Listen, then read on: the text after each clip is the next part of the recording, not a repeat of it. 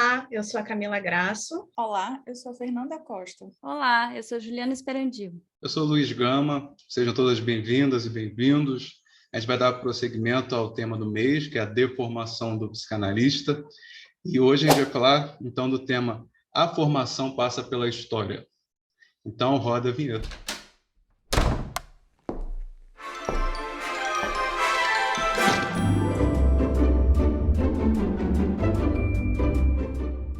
Bom, hoje a gente está no último episódio do mês, como sempre, a gente tem a nosso mais um, para fazer esse formato do cartel, que a gente tanto gosta, que tanto dá frutos, né? Como a gente já tem visto. E hoje, nosso mais um é a Fernanda Samico. Vou apresentar a Fernanda a vocês, né? Fernanda Samico, ela é psicóloga de formação, mas psicanalista de coração, né, Fernanda? Doutora em psicanálise pela UERJ, membro do Corpo Freudiano desde 2005 e diretora do Núcleo de Vassouras do Corpo Freudiano desde 2016. Para quem não conhece Fernanda Samico, ela também faz leituras, né, no Instagram dela. Atualmente está lendo a biografia do Freud, do Peter Gay, né, que é sensacional. E faz um estudo todo sábado do Seminário 1 também. Fora isso, ela está sempre trazendo contribuições para a psicanálise. Eu costumo dizer que Fernanda é aquela que contagia pelo entusiasmo da psicanálise. Que ótimo. É isso que a gente quer. Definição, né? E, enfim, eu acho que tem tudo a ver com o papo. E é por isso que ela está hoje aqui com a gente, para bater muito papo furado e furar muitos papos. Obrigada pelo convite. Eu me sinto muito honrada, né, de vocês me escolherem para a gente bater esse papo e furar alguns papos também, num assunto que é tão importante, né? Que é a formação do analista.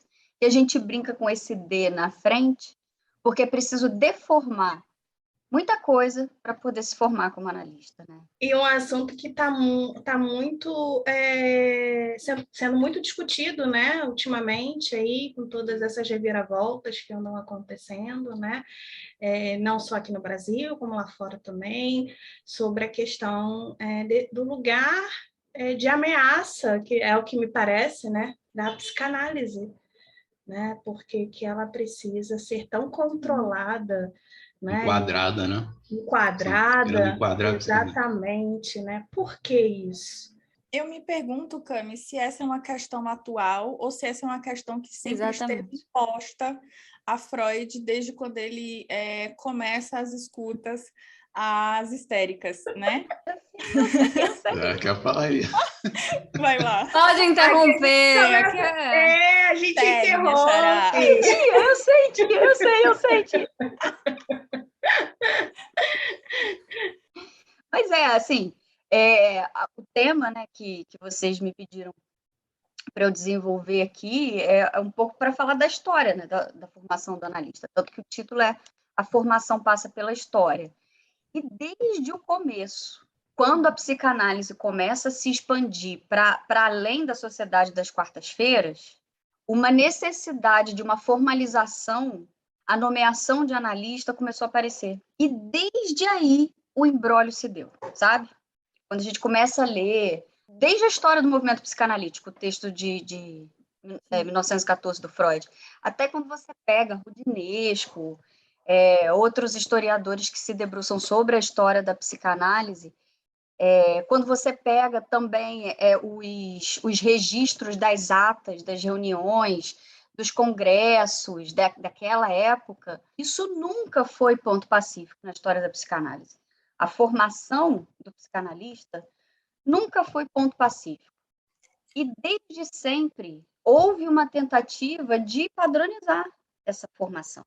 E é interessante que me veio agora dizer para vocês que a Catherine Millot, ela tem eu não estou com o livro aqui, mas tem um livrinho que se chama Lacan, a Formação do Analista, que é da contracapa, bem conhecido aí do pessoal, né? Tem um texto da Catherine Millot nesse livro. E ela fala, né, ela propõe pensar que essa tentativa de uma formalização, esse aí, Camilo, essa tentativa de uma formalização tão enquadrativa, né? Nem sei se a palavra existe, né? Mas essa coisa de ter essa borda tão bem delimitada pode ser, ela diz, né?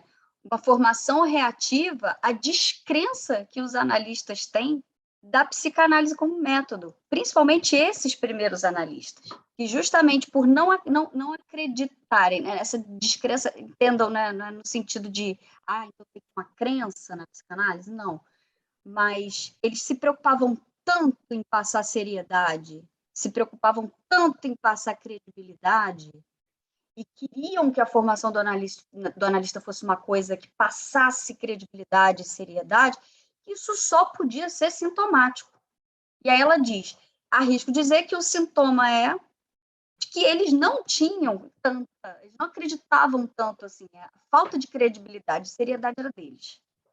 É interessante. E eles, por formação reativa, jogavam isso para a formação do analista. Isso a gente está falando dos primórdios. Fala, Juliana. Quando você fala disso, né, eu fico pensando assim, por que se tem uma falta de crença, né? Por que não acredita-se que a psicanálise faz o que faz? Eu acho que isso vem muito da clínica. A gente só pode apostar que a gente consegue fazer o que a gente faz no nosso trabalho porque a gente passou pelo divã e viu os efeitos disso na nossa clínica, né? Assim, enquanto paciente. Porque senão fica realmente uma aposta muito não sei o que é, porque eu nunca vi, né? A psicanálise é um trabalho difícil, o lugar do analista é um lugar muito difícil de ser sustentado, e não é um lugar natural, acho que é um lugar que a gente tem que estar o tempo inteiro vigilante para não sair dele, porque assim, a gente é o tempo inteiro convocado a sair dele. Então, lógico que para uma pessoa que não passou por uma análise, né, é muito mais difícil ter uma crença de que isso vai chegar em algum lugar, que isso vai dar certo, apostar de fato na psicanálise. Eu acho que apostar de fato na psicanálise só é possível se a gente foi deformado por uma. Mas é aí que tá, né? Quando a gente pensa isso, pelo menos para mim me veio agora, que o que acontece é como se você delegasse a sua formação a um outro, que é um psicanalista didata. Esse outro detém um saber sobre o seu inconsciente que você atesta isso. Não é um saber que você constrói no divã, entendeu? Então, assim, vai por uma outra via. Porque se você aposta que o psicanalista didata é aquele psicanalista que detém o saber do que é a psicanálise, e você delega isso, essa posição dos dois já fica uma posição bem sintomática, né? Assim, dá para puxar aí não se articula nada, né? Não se articula nada com o saber da sua própria história que vai ser construído. É um saber, a gente está falando de história, né? Um saber construído historicamente, é a história de cada um, né? Então, é isso que é engraçado, é o que forma a psicanálise, né?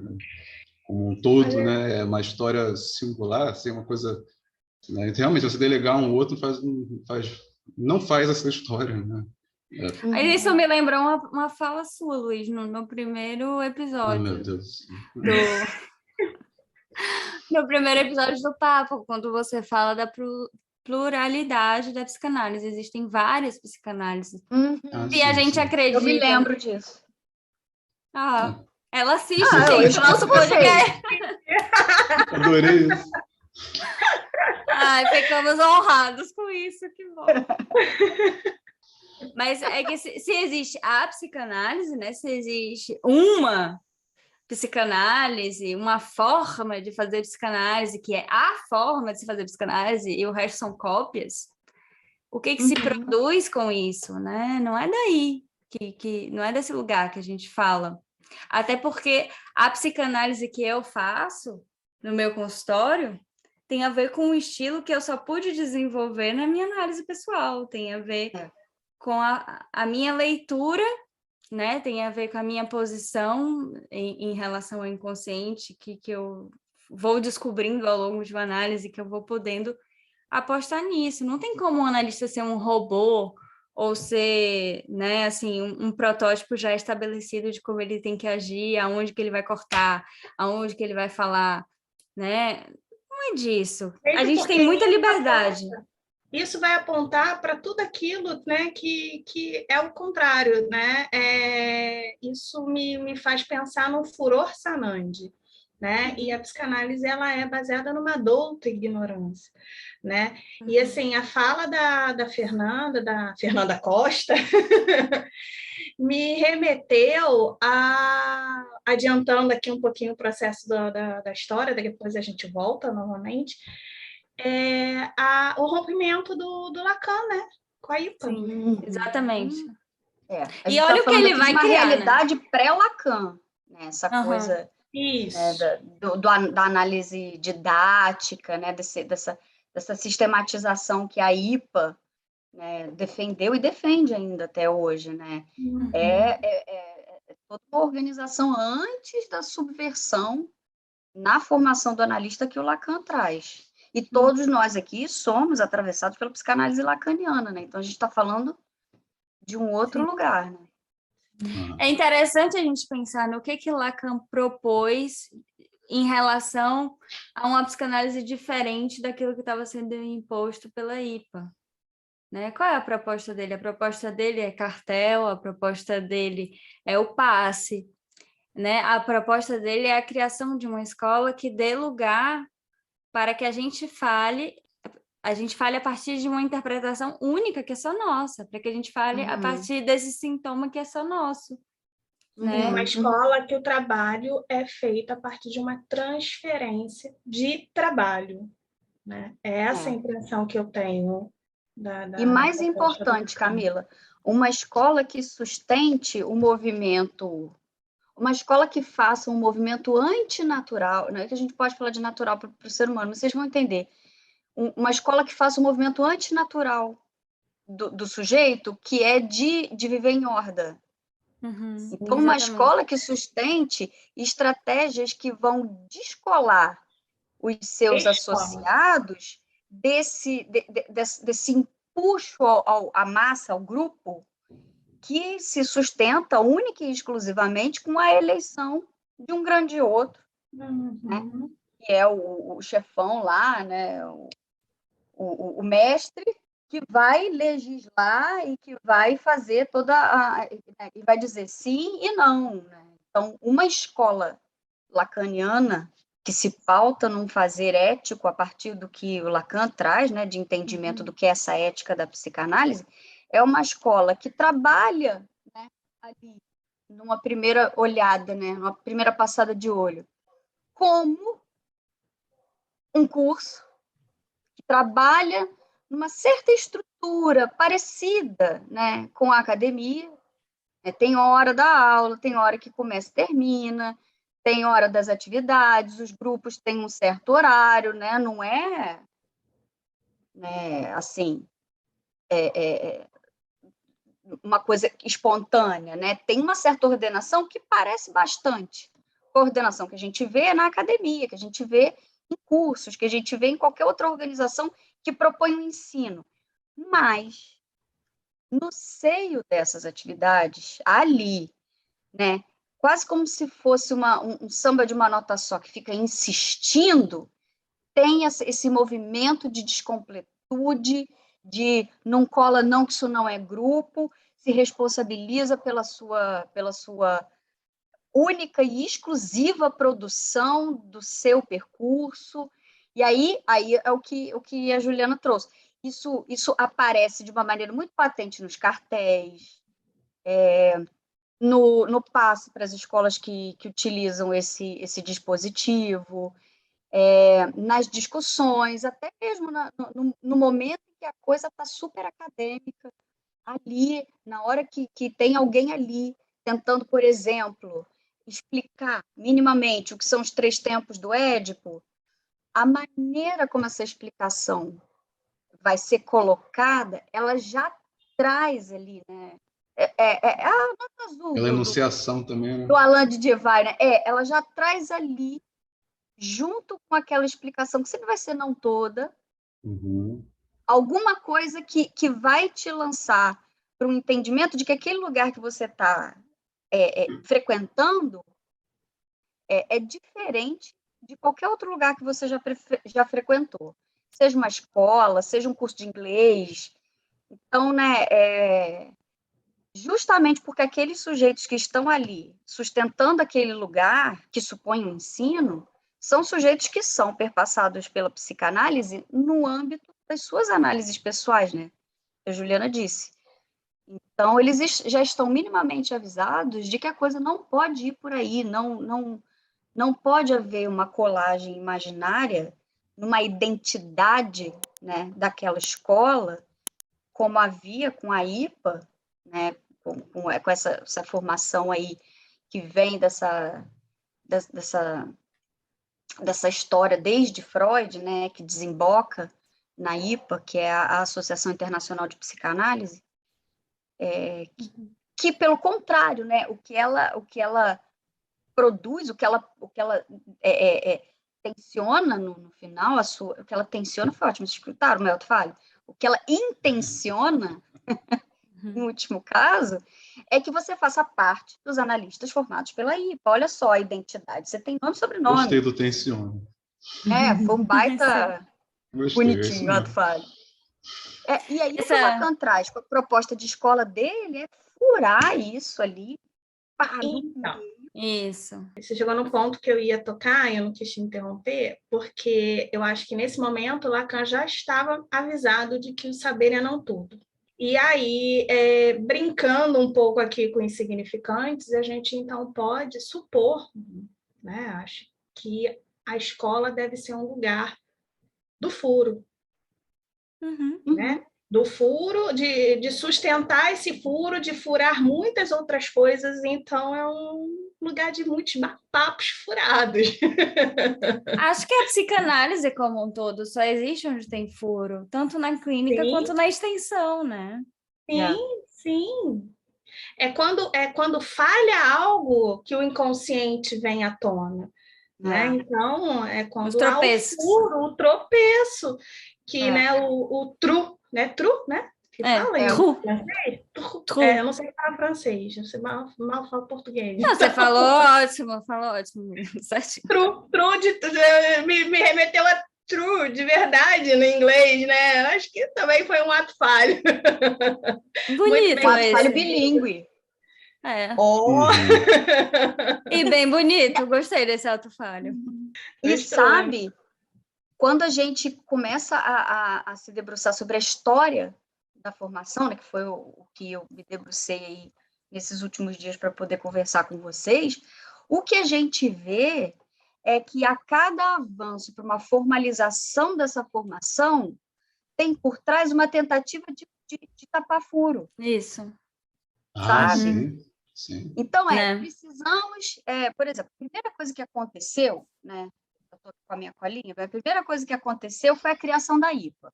1910, porque o Freud estava vendo que, né, o movimento psicanalítico cresceu, tinha gente fazendo outra coisa e chamando de psicanálise. Sim.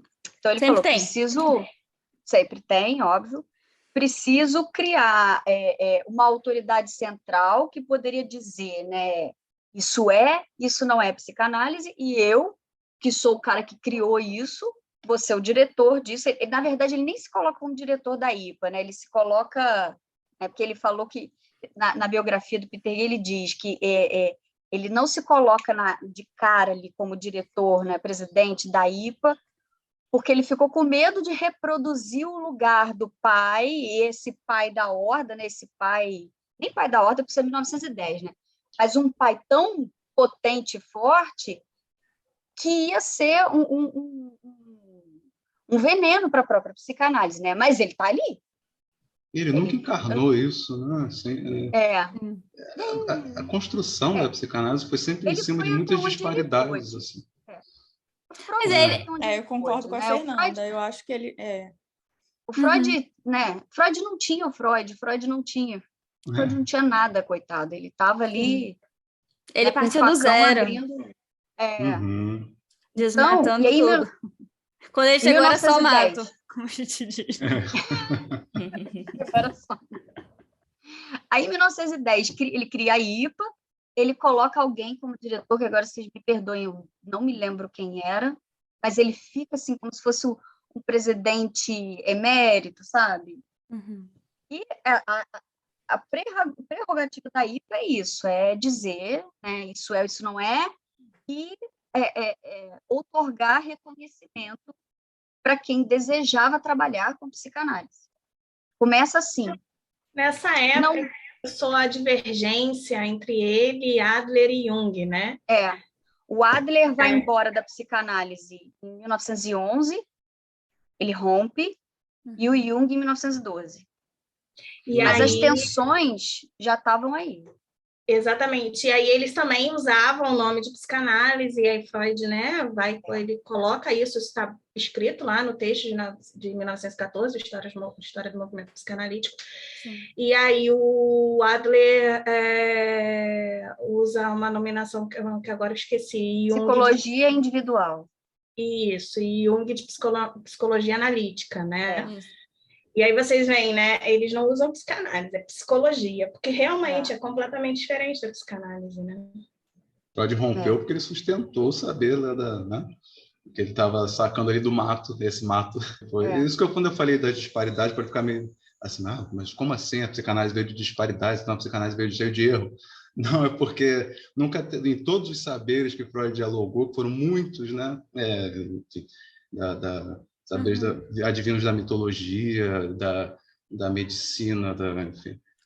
Sempre teve pontos da literatura de convergência e divergência, né? Assim, por isso que eu falo que não teve nunca uma coisa assim, tipo, é isso aqui, eu vou ficar colado, a palavra que eu quero usar, eu vou pegar aqui e vou ficar colado nesse saber, porque é isso aí, ele vai para muitos cantos, né? Assim. E quando alguém tentava instituir algo esquisito, assim, né? Ele rompia mesmo, ele não tinha esse problema.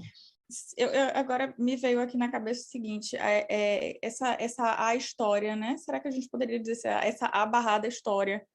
Porque quando a gente fala da história da psicanálise, a gente vai ver de sequências de rompimentos, de segmentação, porque a gente vai ter a psicanálise lacaniana, kleiniana, enfim, tantas outras, leituras divergentes da psicanálise, pessoas que dizem fazer psicanálise, que não é psicanálise. Então, assim, que história de fato é essa, né? Será que existe a história, né? Essa história fechada, ou existe leituras do que estava acontecendo, é um movimento né? psicanalítico.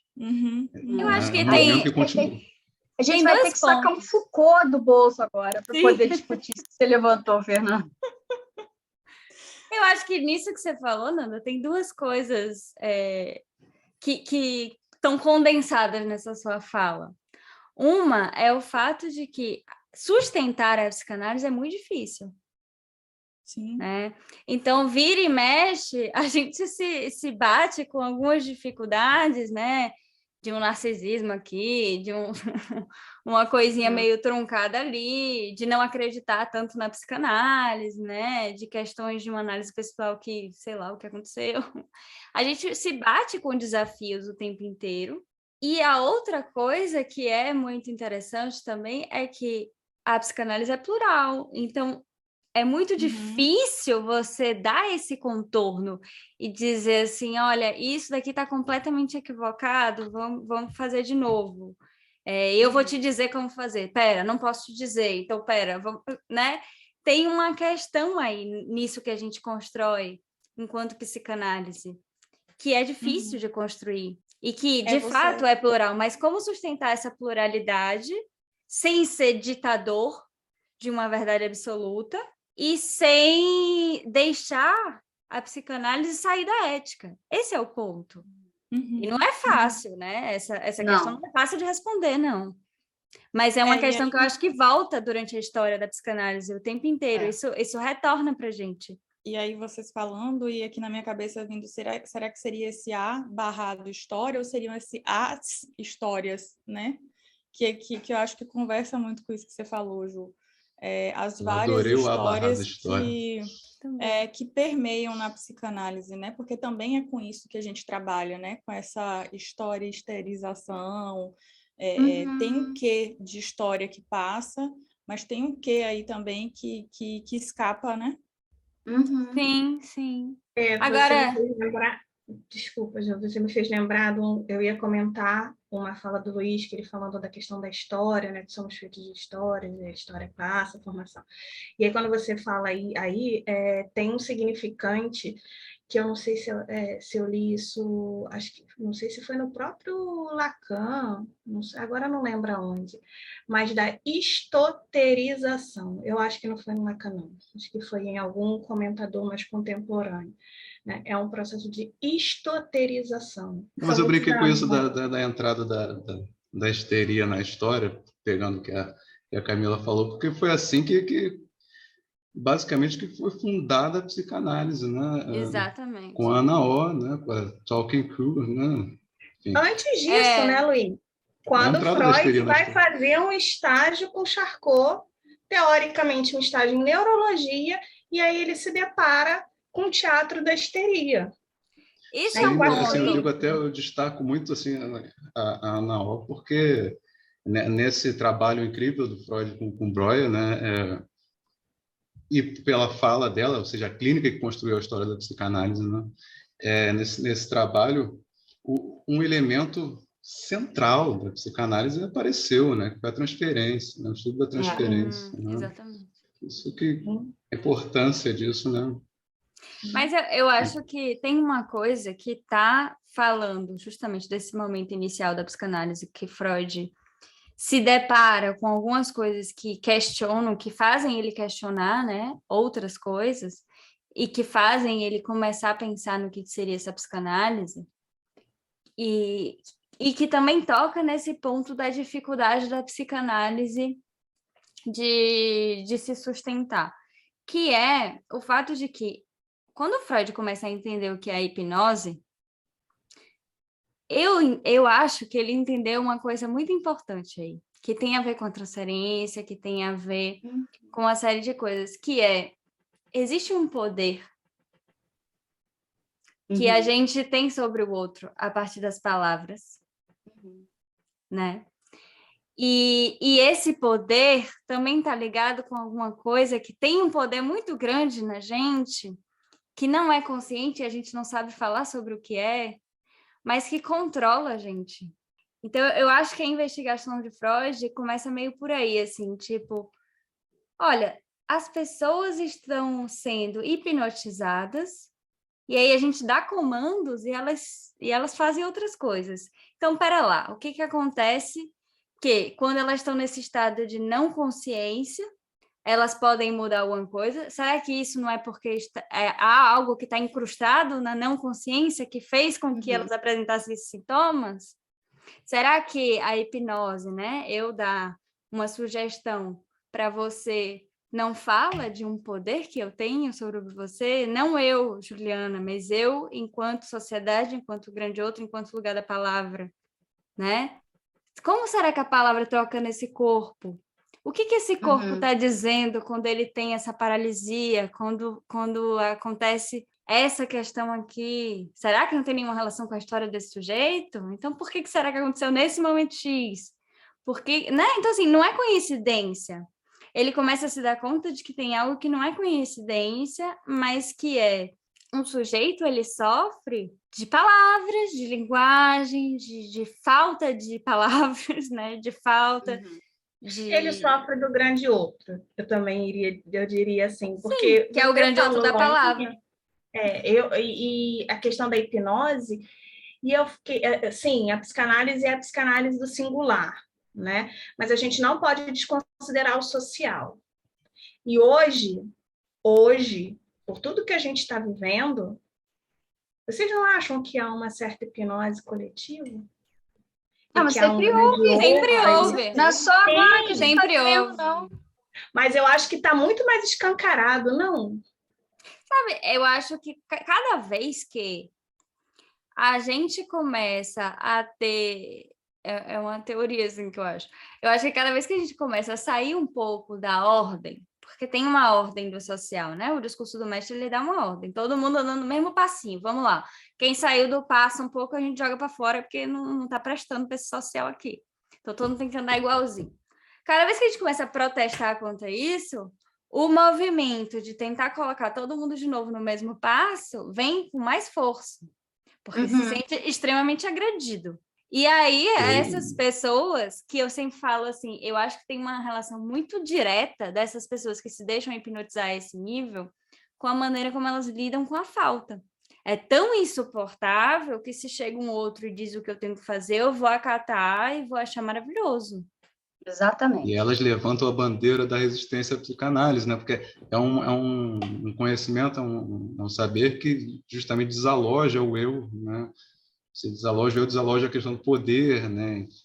O Freud falou na história do movimento psicanalítico, falou que ia ser 100 anos de resistência, mas assim, parece que ele teve um erro de cálculo aí, porque parece que ia ser bem mais, né? É próprio da psicanálise não vencer, disse o Lacan. Exatamente. Eu gosto muito dessa citação dele, né? Eu não estou aqui para cão vencer, porque é próprio da psicanálise não vencer, cão ou não, ele fala. Eu adoro essa citação dele. Mas e vocês sabem, né, trazendo um momento trivia, que a exigência de análise pessoal para a formação do analista, ela só aconteceu em 1918, depois da criação da IPA, depois da criação da IPA, depois dessa coisa toda, foi num congresso de Nuremberg, que um psicanalista, que agora eu não vou me recordar o nome, ele levanta essa possibilidade, porque ele percebeu justamente isso, por isso que eu falei que eu já estava pensando uma coisa, mas que eu ia jogar essa bola mais para adiante. Ele percebeu que analistas que tinham passado pelo processo analítico conseguiam sustentar melhor o seu fazer. E aí ele traz essa proposta desse congresso, é votado.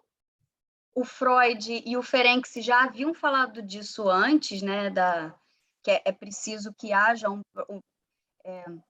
agora eu não vou lembrar, mas o Freud ele fala disso depois, na questão da análise leiga. A análise leiga é 26, né? Ele fala isso 10 anos depois. Ele fala isso em cima do que já tinha sido instituído, né? Mas eu me lembro que o Freud e o Ferenczi eles já vinham problematizando, né, em alguns trabalhos, o que sustentava o fazer de um psicanalista. E esse psicanalista, que vocês vão me perdoar, não me lembro o nome, se vocês me derem tempo depois, eu até posso procurar e colocar, ele levanta essa possibilidade. E se a gente colocasse, então, como pré-requisito para se formar psicanalistas, que as pessoas passem por uma análise. E assim surgiu a análise didática. Assim surgiu o pré-requisito e junto, né, seu irmão gêmeo do mal, a análise didática.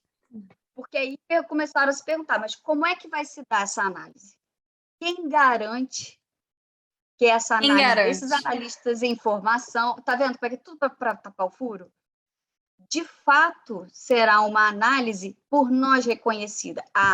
Então, vamos criar uma como é que fala? Uma categoria de analistas, que vão ser os analistas didatas, que esses vão assegurar que aquele analisando vai passar pelo processo da boa psicanálise, a psicanálise verdadeira, eles diziam, né? E deu no que deu. E o mais engraçado, o mais bizarro, é que essa coisa da análise de data, ela começa a ser posta em ação no Instituto de Berlim. E aí, quando a Fernanda fala que Berlim quase não tem psicanálise, não tem, né, Freud, não tem numa grande livraria, um pedacinho pequenininho assim, é bizarro, porque o primeiro instituto de formação de analistas da história da psicanálise foi em Berlim. A gente já vê daí na policlínica social, né? A gente já vê daí esse sintoma social que tende a calar. Para mim também foi um choque, e para mim também foi um choque chegar aqui e saber que a formação de um psicanalista ainda assim é ditada pelos moldes da IPA. E assim, com tudo que Lacan já falava desde, né? Então, desde 1950. Isso. Então, eu fico assim, me perguntando, né? E aí eu posso até estender para uma boa parte da Europa. O que tem acontecido, né, do lado de cá, principalmente se a gente pensa que é aqui nesse continente que surge a psicanálise e que é difundida de alguma maneira, né? E o que acontece nesse processo que algo da transmissão falha? Me pergunto, houve transmissão? Né? Então, são todas perguntas que ficam passando, assim, quando eu penso, né, na história da psicanálise aqui na Europa, porque a gente também pode falar da história da psicanálise no Brasil, e acho interessante porque alguns autores sustentam, inclusive, de que a psicanálise, quando chega no Brasil, chega por imigrantes, né? Que passam por essa experiência aí, muitos no continente europeu, chegam aqui à América Latina, América do Norte, e começam a falar sobre o que é uma psicanálise, a ensinar, a atender. Então, assim, a gente também é atravessado por um processo, né? Pensando aí no Brasil, somos atravessados também por essa transmissão que vem aí de experiências múltiplas, mas que tem um quê que forma, né? Assim, a experiência da psicanálise no Brasil, como eu posso dizer, a experiência da psicanálise na Alemanha, a Juliana, a experiência da psicanálise na França, tem um quê da cultura que amarra, né, essa transmissão e essa vivência. Nada disso que você está falando é importante, porque, assim, eu não sei vocês, mas eu não sei sobre a história da psicanálise aqui no Brasil. Como que isso se deu. Eu só conheço uma pessoa, um nome, que é a... como é que é? Bicudo? Como é que é? Virgínia Bicudo. Virgínia Bicudo, que era uma psicanalista, né? Eu não conheço outros. Começa com Durval Marcondes. Eis um furo aqui pra gente, né? Eu também tô bem por fora, assim, sabe? Pois é, eu não conheço.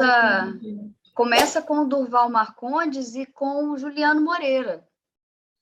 Se eu não me engano, começa com esses dois psicanalistas não, médicos, que começam a ler Freud e começam a discutir e a trocar correspondência com psicanalistas europeus.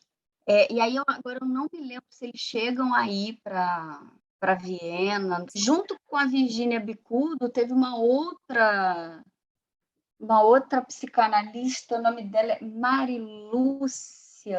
Espera aí que eu tenho o nome dela aqui, deixa eu colar.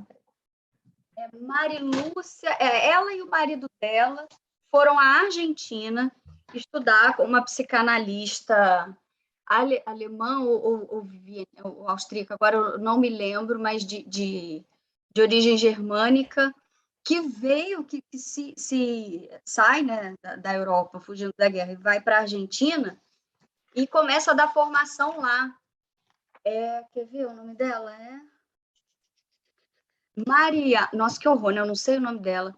Marialza Perestrello, Casal Perestrello. O Casal Perestrello se formou pela IPA em Buenos Aires e volta para o Brasil, engrossa o caldo com o Amilcar Lobo, o Durval Marcondes, engrossa o caldo com esse pessoal que já está começando aqui no Brasil, e aí eles começam a fundar a Sociedade Brasileira de Psicanálise do Rio e a Sociedade Brasileira de Psicanálise de São Paulo, que são as primeiras instituições oficiais, vamos botar assim, porque são reconhecidas pela IPA no Brasil.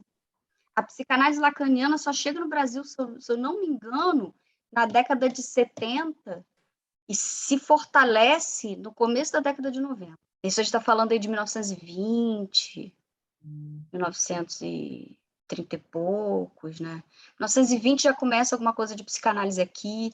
1910 já tem gente escrevendo sobre psicanálise aqui, falando dos 3 ensaios sobre a teoria da sexualidade. E aí, pós-guerra, 1940, 1950, a gente vê Virgínia Bicudo, o Casal Perestrello, já começando a organizar uma certa institucionalização da psicanálise no Brasil e uma institucionalização da formação do psicanalista no Brasil. Interessante isso. E aí você vê, né, como isso vai se desenvolvendo e vai tendo uma certa... É até perigoso falar isso que eu vou dizer, mas uma certa personalidade, né? Até por causa do contexto cultural, enfim, de como se chega a psicanálise aqui, de como se é difundida na própria Europa. Por exemplo, agora me falta conhecimento de como anda a psicanálise, por exemplo, nos países nórdicos, não é? O que tem sido feito por lá? A gente não tem notícias, pelo menos eu não tenho. Então... Muitos temas para a galera que está assistindo. Se você souber, comenta aqui. Mas isso é interessante, né, de se pensar, né? Essas várias histórias que vão acontecendo. E aí eu volto para um outro ponto, que são o ponto de decisões também, que a gente já falou aí do Jung, do Adler, e que também acontece com o próprio Lacan, e que depois acontece na escola que o Lacan funda, né? É muito curioso. É como se a cisão fizesse em ato, né, ali, obviamente, um ato que é uma cisão, mas fizesse presente em ato, isso que é próprio da estrutura da psicanálise, que é o real, né? Isso. Então, cisões sempre aconteceram mesmo, né? E quanto mais a gente tentar dar conta disso, mais a gente vai produzir sintomaticamente band-aids institucionais, como a IPA fez, para não se haver, né? É uma coisa que a gente aprende na nossa análise pessoal, né? Não adianta negar o real e não adianta tapar o real. Você tem que aprender a fazer com o real. Tem jeito. Olha como é que a psicanálise é viva, né? Esse movimento. Por isso que eu brinquei com a palavra movimento psicanalítico. Né? É um movimento contínuo e vai continuar contínuo. Se não for, aí a gente fica muito preocupado. Se esse movimento parar. Porque, como você bem lembrou, né? Dela tá fadada a não vencer. Né? Mas está sempre resistindo, né? Não vence, mas resiste, não vence, mas está sempre vivo nesse movimento. Né? Você ia falar, Ju? Não, eu ia falar que várias vezes essa cisão também acontece justamente porque a gente tenta padronizar demais, né? Então, esse movimento que estamos tendo agora, né, de falar de bacharelado em psicanálise, que é um absurdo, que não existe a menor chance de dar certo, por todos os motivos que a gente vem trazendo, de que a formação implica o divã, a formação implica uma deformação, o quanto isso está aí tentando botar de novo, né, uma coisa muito fechada do que seria a psicanálise, de uma certa ideia de que a ação, né, assim, a atuação de um analista, ela poderia ser uma coisa, vamos dizer assim, padronizada, sendo que a psicanálise resiste e existe justamente onde não há padrão. Para que não haja, inclusive. Para que não haja, exatamente. Exatamente.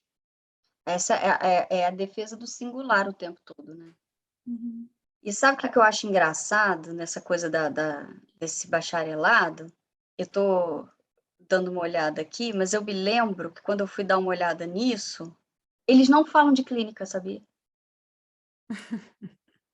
Eles dizem que o egresso do curso, olha só, o egresso do curso de bacharelado pode atuar na área assistencial, quanto na área de gestão, no ensino e na pesquisa, utilizando seus conhecimentos de forma a aplicá-los no seu campo de atuação, profissional. Então, olha, se você é cabeleireiro, você está apto a colocar psicanálise no seu campo de atuação profissional. Maravilhoso. Na promoção, prevenção, assistência e reabilitação da saúde mental em ações autônomas individuais, grupais e atenção coletiva, em consultorias e assessorias interprofissionais e institucionais. Ele não diz que você vai poder abrir um consultório. Oi? Eu tenho uma banda. Será que eu posso fazer isso nos shows? Então, a minha transmissão passaria por lá? Mas, a hora nenhuma, o texto deles diz, você vai poder atender em um consultório. Então, ou pelo menos isso eles estão sabendo que não pode, né? Quem compra isso aqui não se dá conta de que eles não estão prometendo isso.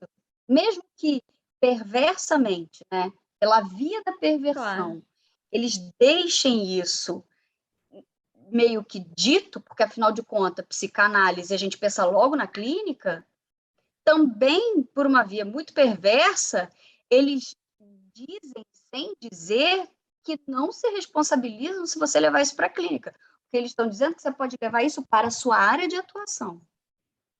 O que é isso, né? Porque...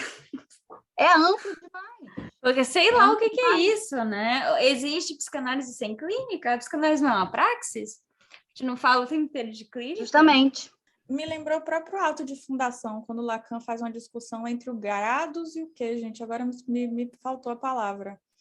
Com relação à hierarquia, né? Grados e hierarquia. Porque a discussão dele nesse texto é exatamente essa. A proposta dele em colocar o grados no lugar da hierarquia é exatamente o de dizer que quando você se refere a uma hierarquia, você se refere a uma posição que detém algo de um saber e que faz figura a um mestre. E quando você fala de grados, você entra na coisa da experiência e que é uma experiência reportada pelo real. E a gente nem falou da supervisão, né?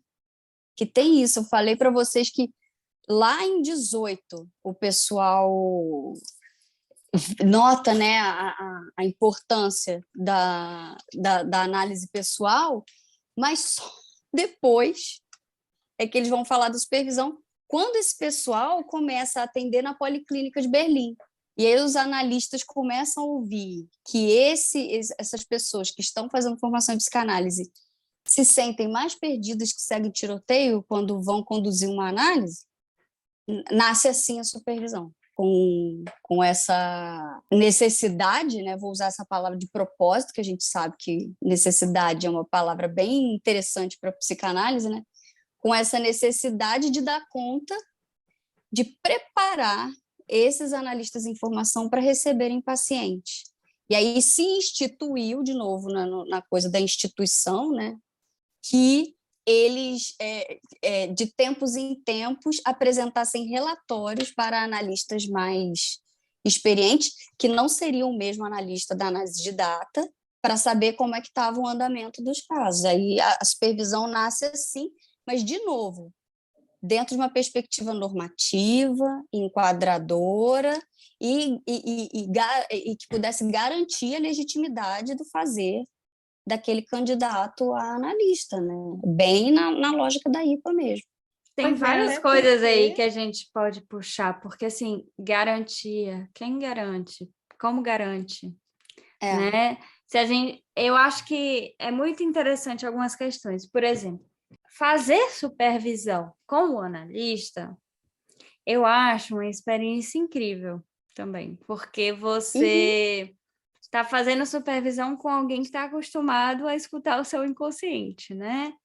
E se você está ainda no processo de deformação, vamos dizer assim, tem algo desse inconsciente que pode aparecer ali no setting analítico que não deveria, né? Então, tipo, tem uma questão aí de fazer supervisão com o analista que eu acho muito interessante, ao contrário do que era imposto aí, né? E a supervisão também, é interessante a gente pensar que não é algo para te formatar, né? Não é algo para te dizer assim, olha, você tem que ir por esse caminho. E aqui você devia ter falado isso, com certeza. Não é um estágio, tá? Eu já ouvi essa piada, tá? Não é um estágio. Não é um estágio. Isso é muito bom, não é um estágio. Na verdade, eu acho que a função do supervisor é muito mais sustentar a escuta do analista, né? E fazer o analista entender também que ele está sozinho ali, a clínica dele, né? O supervisor não tem como escutar por ele, né? Não tem como estar ali no lugar dele e fazer o ato analítico no lugar dele, então aquele espaço ali é dele, ele precisa, né, ir trabalhando essa escuta, se autorizando a ter ato analítico e a escutar a partir do que é possível para ele, a partir da posição dele. Porque se a gente entra numa coisa de que o supervisor está ali para dizer o que tem que fazer, é bem complicado, né? Como o Luiz falou mesmo, vira estágio de psicologia, porque no estágio que a gente... eu, como minha primeira formação em psicologia, né, e dei supervisão, né, no curso de psicologia, quando eu dei aula no curso, eu tinha um grupo de estágio, por mais que ali eu tentasse sustentar, né, uma aproximação, pelo menos com a ética da psicanálise, mas meus outros colegas de outras outros direcionamentos clínicos, era isso, olha, para esse tipo de demanda, tem esse tipo de intervenção, você deveria ter dito isso, nesse sentido, marca 2 sessões, quando for assim, pede... Essa eu ouvi, eu achei ótimo, eu falei, realmente é muito diferente. E não está errado, o manejo da supervisora não estava errado. Eu quero deixar claro aqui que, dentro da psicologia, era o manejo mais ético e correto do mundo. O paciente apresentou uma questão lá, e aí o que a supervisora disse para o aluno foi para dizer para o paciente que aguardasse um pouco, porque ela levaria esse caso para a supervisão. Entenderam? Olha, peraí, isso que você está me perguntando, eu peço que você espere um pouco para a gente pensar juntos, porque eu vou levar esse seu caso para a supervisão e vou discutir com a minha supervisora e na próxima sessão eu te dou uma devolutiva. Foi isso que o estagiário disse. Não está errado no que toca a psicologia. Mas eu lembro que eu virei para os meus estagiários e falei assim, bom, gente, jamais façam isso. O máximo que vocês podem fazer é dizer, semana que vem a gente fala sobre isso. Acabou. Porque se você joga para um terceiro, é como se aquele lugar de grande outro na fantasia do paciente que você ocupa tivesse submetido a um grande outro. O grande outro do grande outro. É importante isso, mas é importante também que o analista que está sendo convocado a ser esse grande outro para o paciente saiba que ele não é, né? Sim, então, assim, claro, para ele é importante ele saber que ele não é, mas ele tem que sustentar de alguma forma para que a transferência se dê. Esse é um manejo difícil, né? É o sujeito. Eu não digo nem sustentar, não, né? Ele tem que não negar. É diferente de sustentar. Ele não nega, mas ele diz, quem tá fazendo isso é você. Não digo nem que sim, nem que não, mas estou te dizendo, quem está me nomeando assim é você. Por quê? Né? Isso. Então, é interessante, né? Olha, gente, eu falo que a gente é muito dodói mesmo. A gente não é bom vira mesmo, uma não. visão super, né? Desculpa, eu tenho que fazer essas piadas, vocês me conhecem, né? Sim, claro, tem que fazer essas piadas bestas. Não, é ótimo, cara. É uma visão super, é uma supervisão, Exatamente. E que te desresponsabiliza também do lugar de analista, né? Uhum. E eu acho que isso implica, porque quando a gente começou a falar de supervisão, que a Ju falou que acha que o papel do supervisor é muito mais o de sustentar a escuta, né, desse analista, não foi isso que você falou, Ju? E aí eu me perguntei, então seria uma ferramenta de sustentação do desejo do analista que está sendo colocado em posto? Acho que sim. E acho que, assim, óbvio que às vezes você pode escutar na supervisão coisas que você fala assim, poxa, isso aí, né, derrapou ali na ética, isso aí não é por aí. Mas aí eu acho que o manejo não é você falar assim, nossa, não é assim, não sei o quê. É colocar questões, porque é a partir das questões que a gente pode enigmatizar e construir alguma coisa. Se eu digo é assim, é assado, eu estou fazendo ele se colar com uma coisa que eu acredito e eu não estou deixando ele criar. Então, ele está ali para criar o lugar dele de analista, né? Construir esse estilo, construir isso tudo. E de apontar, né? Olha, você está saindo do lugar de analista, você está entrando no lugar de sujeito. Discordo, Camila. Discordo. Não acha, não? Discordo. E é necessário, às vezes, apontar para levar para análise? Discordo, sabe por quê? Por isso que é bizarro. Quem diz se você saiu ou não do lugar é o efeito que aquilo causou no paciente.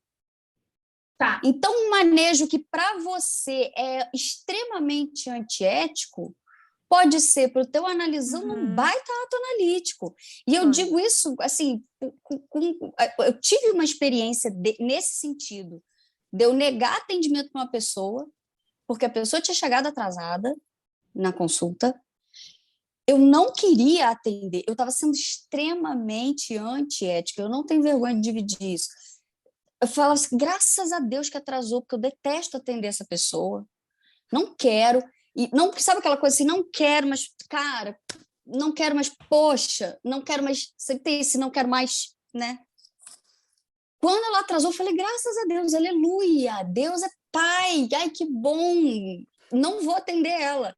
Ela chegou, eu normalmente, né, dizia, né, no comecinho, hoje em dia eu nem falo mais, que, olha, tem uma tolerância de 15 minutos para o seu atraso, eu dizia isso, e eu peguei isso. Ela chegou com 16 minutos de atraso.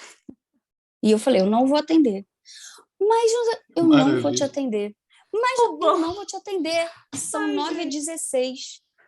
Mas é que a minha sandália arrebentou, eu tive que parar numa loja para comprar outra sandália, por isso que eu atrasei. Eu cheguei cedo, e ela vinha de outra cidade. Cruel eu mesma, né?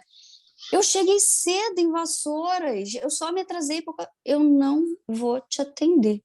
E pensando assim, tomara que ela agarre um ódio de mim tão grande que ela não queira fazer análise comigo nunca mais.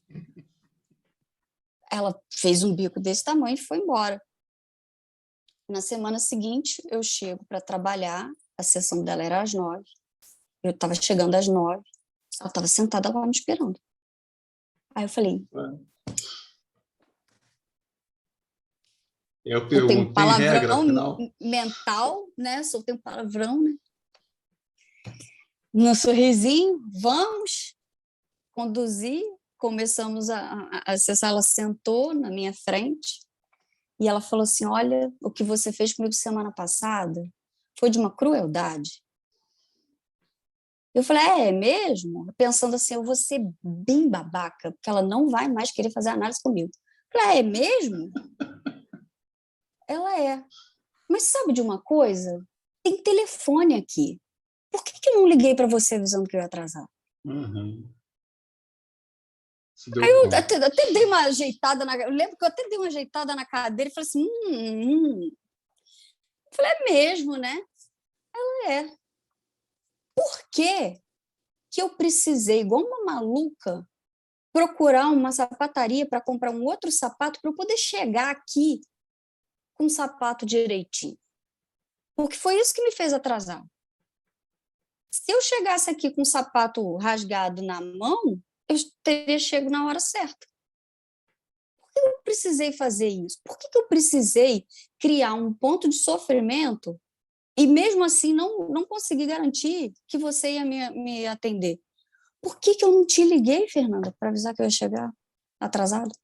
Então, e depois disso, dela ter se dado conta do porquê que eu não te liguei, por que eu precisei fazer esse movimento de procurar uma sapataria que encontrasse um sapato parecido com o meu e que não fosse muito caro, porque eu já tinha, sabe, essa coisa do sofrimento do neurótico. Aí eu subi, porque eu trabalhava nessa época no alto de um morro, e aí eu subi o morro correndo com um sapato novo e você não me atendeu. E aí ela falou assim, mas isso tudo seria evitado se eu tivesse te ligado. Você ia remarcar para talvez mais tarde, eu ia poder tranquilamente comprar um outro sapato, tomar um café da manhã e subir com calma o morro. Por que eu fiz isso comigo? Ela se perguntou.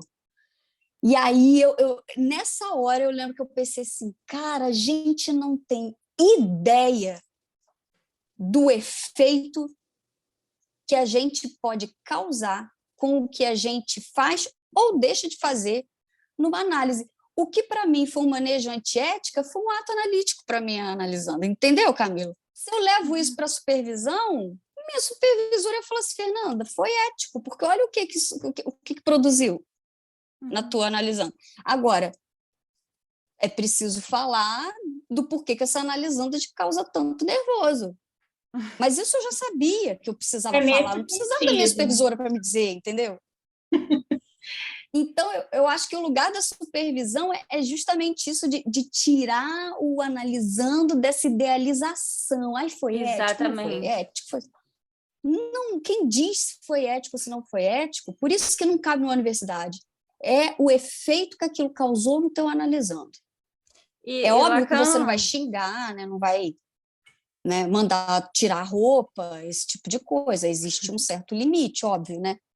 Mas dentro desse limite, quem vai te dar as coordenadas é o efeito no teu analisando, não é o teu conhecimento técnico e muito menos tua expectativa ética, sabe? É porque o ato não é da ordem do pensar, né? O ato, Lacan fala, a gente tem horror ao ato analítico. Então, a gente tem a impressão que fica pra gente assim, o que eu fiz? Eu sei lá o que eu fiz. E aí Seja a gente o sujeito, né? se depara... Mas isso Depois. é depois, né? Depois. A gente faz. Aí o paciente vai embora e a gente fica, meu Deus, o que foi isso? Aí, e é uma aposta, porque assim, a gente também não consegue responder essa questão, a gente só consegue responder, bem como você falou, quando o paciente volta e a gente vê os efeitos que isso teve naquele paciente, né? Sim. E não tem como você teorizar um ato analítico, né? Se você for ficar pensando em teorizar tudo que você faz na clínica, você não vai fazer ato. E você não vai ouvir. Você não vai nem ouvir. Não vai nem ouvir, né? Vai ser outra coisa. Então, isso é muito importante, assim. E é realmente... Quando o Lacan fala, né, que o ato analítico é da ordem do horror, eu acho que a própria posição do analista é da ordem do horror. Por isso que a gente precisa deformar, por isso que a gente precisa trabalhar uma série de coisas. Você bancar o lugar do analista é horroroso. A gente se presta a ser cada coisa que aparece na transferência. Que, né? Assim, e poder separar e atuar enquanto analista é difícil. Não é o Lacan que fala, agora eu não vou saber, mas é em algum texto dos escritos.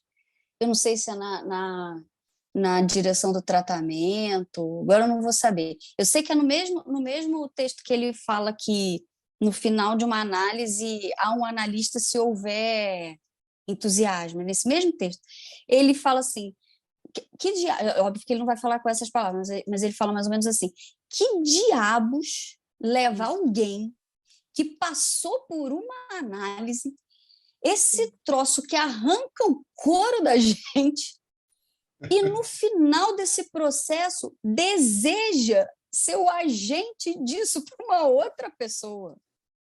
Que criatura é essa, né? O Lacan pergunta. Que criatura é essa que no final ainda deseja ser o agenciador disso para outro, né? Você vê, o horror, ele tá aí posto. Mas sabe que tem um livro do Albert Newman que ele estava... eu não vou lembrar o nome do livro agora, mas é um livro muito bonito, assim, que ele fala do processo de uma análise, tem um depoimento do passe, é um seminário, na verdade, né, dele. E aí ele convida uma pessoa aqui na França para falar do passe e tal, e aí tem uma frase, assim, no livro dele, esse livro dele me marcou muito, e essa frase me marcou muito, que ele fala assim, a gente só pode assumir o lugar do analista quando a gente se dá conta do horror e do nível de responsabilidade que a gente tem com esse poder. Porque, assim, causar essa transferência é de uma ordem de um poder absurdo que a gente tem sobre esse sujeito. E é a partir da transferência que tem esses efeitos, né? Só porque temos um lugar na transferência com esse sujeito. E é isso que está, assim, naquilo que eu estava falando, por exemplo, quando eu falei assim, quando Freud escuta que a hipnose tem um efeito de poder sobre esse sujeito, né? Quando a gente falava assim, por que está acontecendo que esse mundo as pessoas estão se hipnotizando? Não, sempre se hipnotizou. A fala sempre hipnotiza, tem sempre alguma coisa aí da ordem do poder que passa, que a gente precisa, enquanto analista, estar muito advertido do que isso pode causar, porque é perigosíssimo, é horroroso.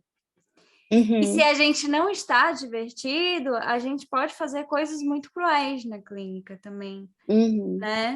Antes causa horror do que gozo, né? Sim. E como a gente percebe, né, que você falando isso agora, Ju, eu fiquei me lembrando desse caso que eu contei para vocês, né? E como que o sujeito, ele é ativo no seu processo também, né? Porque essa moça, ela poderia ter aceitado masoquisticamente aquela maldade que eu estava fazendo e poderia ter continuado a análise numa posição bem masoquista, eu vou lá para a Fernanda me maltratar, transferencialmente falando, né? Ou ela poderia ter... eu poderia ter transmitido de alguma forma para ela esse horror, mas esse horror sem a sustentação da transferência, porque eu fui cruel com ela, poderia jogá-la para longe da análise dela e desenvolver ali um horror à própria psicanálise, né? Um horror ao processo analítico, e ela nunca mais queria saber de fazer análise. Mas não foi nenhum nem outro. Ela escolheu ir lá falar que eu tinha sido cruel, sim, ela não deixou de me dizer isso, mas que ela pensou. E ela pensou em algumas coisas e ela começou a falar disso. Isso é né? ótimo. O sujeito é ativo no seu processo. Então, tocou, né? Mexeu, não foi mais do mesmo. Isso é muito interessante na psicanálise com a transferência, de que não é mais do mesmo, mas nem tanto, né? Bota o sujeito para trabalhar ali do que se repete. A Colette Solé, ela fala isso que você falou, assim, né? Podia ter levado para muito longe da psicanálise. A Colette Solé falou uma vez aqui no seminário que ela perguntou assim, o que vocês acham que constroem esses inimigos da psicanálise? São psicanálises mal conduzidas, na maioria das vezes, né? São pessoas que foram para o consultório e assim, né? Coberta de razão. São coisas que a gente não precisa vai pensar. passar frio, parece. Isso tudo que vocês estão falando me remeteu a duas falas, né? Aquela do Lacan, que ele fala que é dos meus pacientes que eu aprendo tudo, que é o que eu aprendo, que é psicanálise. Né? Então, é o próprio paciente que vai dar notícias, né? E vai ensinar algo ali sobre o seu inconsciente, porque sobre o inconsciente dele é ele mesmo quem sabe. E eu me lembrei de uma passagem que tem no livro, esse livro novo da Beth Milan, o Lacan, Lacan ainda? Não lembro o nome. Acho que sim. Acho que é Lacan ainda. Lacan ainda. O mais a gente que botou. O mais fiel, né? Tá. Tô cheia dos atos falhos hoje. E ela fala, tem um momento lá que ela está contando, eu gosto muito do livro que ela conta, é uma experiência muito interessante da vivência dela, da análise dela com Lacan, né? Que ela fala que Lacan fazia questão de chamar os pacientes de analisando, que paciente é aquele que espera. Analisando é aquele que se envolve na sua análise. Ele é o seu próprio analista. E se a gente aprende tanto com os pacientes, preciso dizer que a gente aprende mais ainda com os convidados aqui no Papo. É sempre muito bom. Excelente. Incrível. Muito bom. Excelente, muito bom. Fernanda. Vontade de ficar eu também amei. E eu vou continuar ouvindo vocês, que eu adoro. Bom. Agora vai ter rosto, a voz vai ter rosto agora para mim. Antes, o único rosto que tinha era o da Camila. Por mais que eu siga vocês também no Instagram e veja os rostinhos, mas é diferente, né? Eu vi vocês falarem agora. Você escuta no Spotify? Eu escuto no Spotify. Eu escuto no Spotify enquanto eu faço esteira. Que ótimo. Então, vocês continuem que nem a Fernanda Samico, né? Nos ouvindo, comentando e sugerindo aí temas. E para quem quiser conhecer um pouco mais da Fernanda, se inteirar da transmissão que ela faz, que sim, há uma transmissão na rede, né? Uma transmissão extensão, e dos estudos que ela propõe, sigam-na no Instagram. Fale aí, Fê, seu Instagram aqui de cabeça eu não sei. Eu sigo, mas de cabeça eu não sei. Simples. É muito simples, é @Fernanda Samico, tudo junto. Tá vendo? Tá lá, Fernanda Samico, @Fernanda Samico, a única Fernanda Samico do Instagram. Eu recomendo. Né? Eu acompanho as leituras quando eu posso, enfim, acho que vocês vão gostar bastante. Ela fura muito papo, tá, gente? Ótimo. E jogo muito papo furado também. Melhor ainda. Bom, sigam a gente nas redes sociais, nosso podcast tem um formato de áudio no Spotify, formato audiovisual no YouTube, você tem todas as escolhas possíveis, né? E siga a gente no Instagram também, no Facebook. Enfim, onde vocês procurem aí no Twitter, que a gente está por aí, né? Nessas redes aí. Mas não deixe de se inscrever no canal para poder, né, receber aí as atualizações e ficar sempre por dentro. Isso, Sininho. canal, sininho. É isso aí, pessoal. Então, a gente espera vocês no próximo mês, né? Depois a gente vai divulgar aí todo o conteúdo que será o tema do mês, do próximo. E é isso. Obrigado, Fernando Samico. Então, até a próxima. Valeu. Até. Eu que agradeço. Até a próxima, pessoal. Vou continuar ouvindo.